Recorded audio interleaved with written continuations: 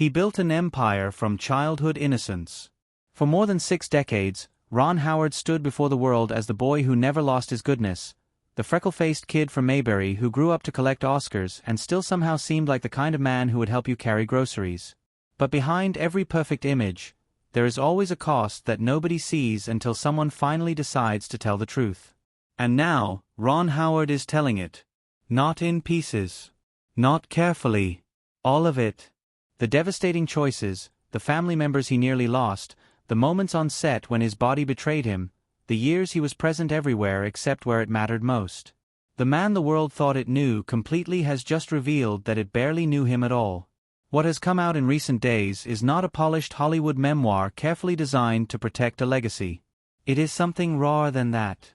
It is the confession of a man who spent 50 years building something magnificent and only recently allowed himself to ask whether the foundation cracked somewhere along the way. To understand what Ron Howard has revealed, you have to go back to the very beginning. Not to Mayberry. Not to the Andy Griffith Show. Back further than that. Back to Duncan, Oklahoma, on March 1, 1954, when Ronald William Howard was born into a family that already lived inside the entertainment business. His father, Rance Howard, had chosen that surname as a stage name years before Ron arrived. His mother, Jean Spiegel, had trained as an actress herself. By the time Ron took his first steps, the household already operated on the rhythms of auditions, callbacks, and camera marks. What most people never fully understood is how early the work began. At just 18 months old, Ron Howard appeared on film for the first time in a western called Frontier Woman. He was not old enough to remember it. He was barely old enough to walk steadily. But there he was, already positioned under studio lights, already part of a world that most adults spend their entire careers trying to enter. When the family relocated from Oklahoma to California, it was not a casual move towards sunshine and opportunity.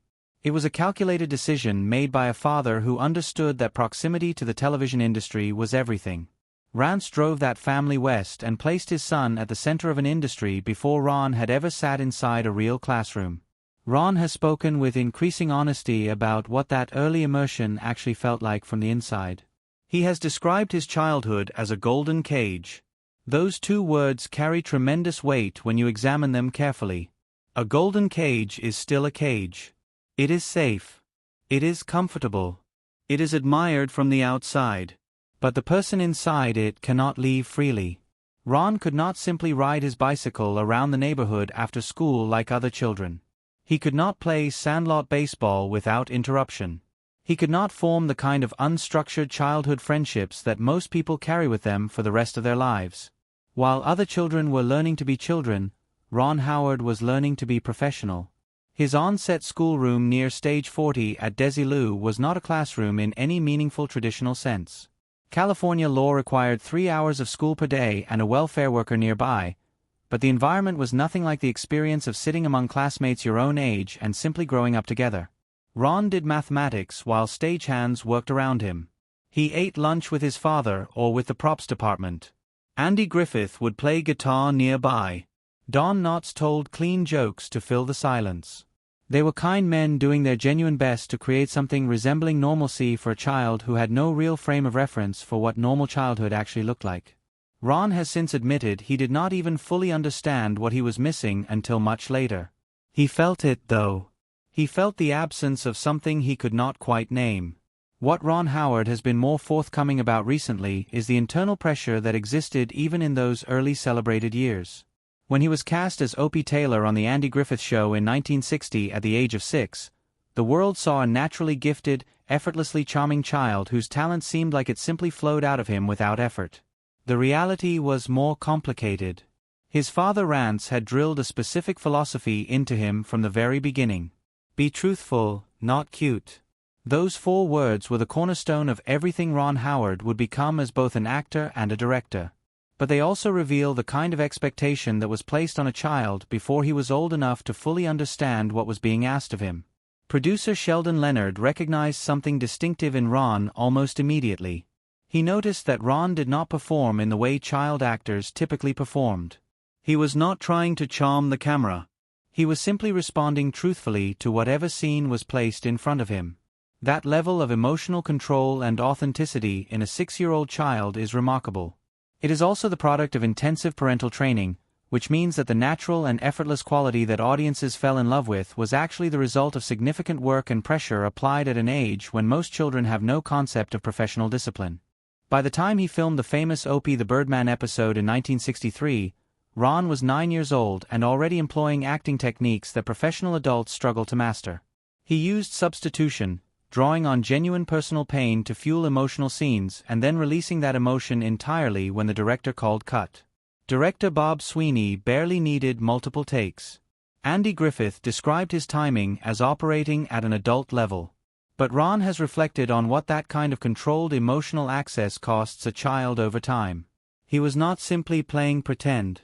He was repeatedly reaching into his own interior world, pulling out something tender and real, and then putting it away again on command. He did that for years. And he has talked about what accumulates when a child is asked to be that emotionally sophisticated that consistently, for that long, without the ordinary outlets that childhood provides. The Music Man in 1962 added another layer to the story that Ron has not always discussed openly. He was 8 years old, cast in a major studio film, and faced with the specific terror of performing in a musical despite being tone-deaf and having what he himself described as 2 left feet. He panicked during filming. He leaned over to actress Shirley Jones during rehearsal and whispered that he simply could not do it. That moment of genuine childhood fear, raw and unguarded, stands in sharp contrast to the composed professional image that surrounded him at all times. The crew found technical solutions. The film became a success. But what stayed with Ron, and what he has recently been more willing to examine honestly, is the weight of being expected to succeed in an environment that had no tolerance for the ordinary failures of childhood. When Ron Howard transitioned from Opie Taylor to Richie Cunningham on Happy Days in 1974, the world watched it as a seamless evolution. He signed a 5-year deal and eventually stretched that role across more than 250 episodes. But inside that cheerful, wholesome television family, something was quietly building. Ron has described the experience of playing a frozen, perpetually optimistic teenager while the real world was erupting around him as suffocating. Vietnam was everywhere. The country was burning with division and grief and anger. And Richie Cunningham noticed none of it. Ron wrote a 3-page memo to ABC requesting that the show engage with real issues. He pitched a storyline about Richie facing the military draft. The network rejected it immediately. Too political. Too risky for advertisers. The compromise that emerged was almost heartbreaking in its smallness. Richie might be seen in the background holding a newspaper. A passing comment about deferments might slip into a scene. Ron has described feeling like he could not breathe. He wanted to say something real about the world he was living in, and the machinery of network television would not allow it. That frustration did not disappear. It transformed into his drive to direct, to control narratives, to tell stories that did not have to pass through the filter of advertiser comfort. His marriage to Cheryl Alley in June of 1975 was the counterweight to all of that professional pressure. They had been high school sweethearts. Henry Winkler was his best man. Andy Griffith was in attendance. But what Ron has said recently about those early married years is not simply romantic. He has acknowledged that Cheryl carried an enormous and often invisible burden. While he was building a directorial career through Grand Theft Auto in 1977, through Night Shift in 1982, through Splash in 1984, through the founding of Imagine Entertainment in 1985, she was doing the work of holding a family together. When their children were young and Ron was on location or in editing suites for months at a stretch, Cheryl was the constant. He has said clearly that she was the real story all along. But he has also admitted to a specific moment of reckoning that genuinely haunted him. In 1991, Jocelyn was born. Just 1 year later, Ron left for 6 months to film Far and Away on location in Ireland. It was the longest separation from his family he had ever undertaken. When he returned, something had shifted that could not simply be reversed. Jocelyn had grown in ways he had not witnessed. His daughter Bryce barely recognized the rhythm of his presence the way young children sometimes forget the people who are absent during critical developmental windows.